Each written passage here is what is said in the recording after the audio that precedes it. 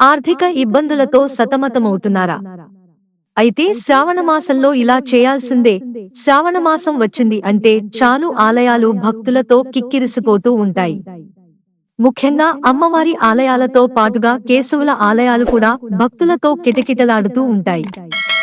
ఈ శ్రావణమాసంలో ఆయా దేవుళ్లకు భక్తులు భక్తి శ్రద్ధలతో పూజలు చేయడంతో పాటు భజనలు, విశేష పూజా కార్యక్రమాలు కూడా చేస్తూ ఉంటారు.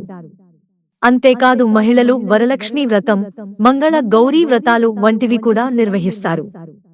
దీంతో ఈ మాసంలో పండుగ వాతావరణం కనిపిస్తుంది.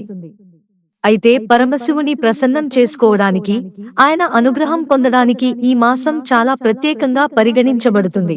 అయితే ఈ శ్రావణ మాసంలో కొన్ని రకాల పూజలు చేయడం వల్ల డబ్బుకు పరమైన సమస్యల నుంచి కూడా బయటపడవచ్చు అని చెబుతున్నారు పండితులు. ముఖ్యంగా ఆర్థిక సమస్యలతో ఇబ్బంది పడుతున్నవారు శ్రావణ మాసంలో ఏం చేయాలో ఇప్పుడు మనం తెలుసుకుందాం. శ్రావణ మాసంలో ఏ రాత్రి అయినా శివలింగం దగ్గర దీపం వెలిగించి చెరుకు రసంతో శివలింగానికి అభిషేకం చేయాలి.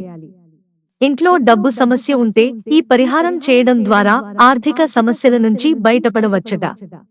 అప్పుల బాధలు ఉన్నట్లయితే దాని నుంచి విముక్తి పొందాలి అనుకున్నవారు అక్షింతలను నీటిలో కలిపి శ్రావణ మాసంలో ఏదైనా రాత్రి సమయంలో శివలింగానికి ఈ నీటితో అభిషేకం చేయడం వల్ల మన బాధల నుంచి విముక్తి పొందవచ్చును చెబుతున్నారు. ఇలా చేయడం వల్ల రావాల్సిన డబ్బులు కూడా చేతికి అందుతాయట. శని దోషంతో ఇబ్బంది పడుతున్నవారు శివలింగానికి నల్ల నువ్వులను సమర్పించాలి.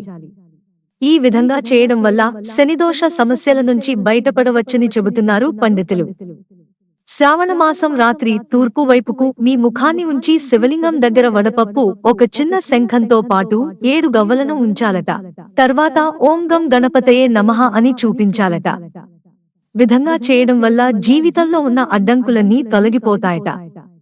సంతోషకరమైన వైవాహిక జీవితం కావాలని కోరుకుంటున్న వారు శ్రావణమాసంలో ఏదైనా రాత్రి సమయంలో శివలింగాన్ని స్వయంగా మీ చేతులతో మట్టి శివలింగాన్ని తయారు చేసి తర్వాత ఆచారాల ప్రకారం పూజించాలట.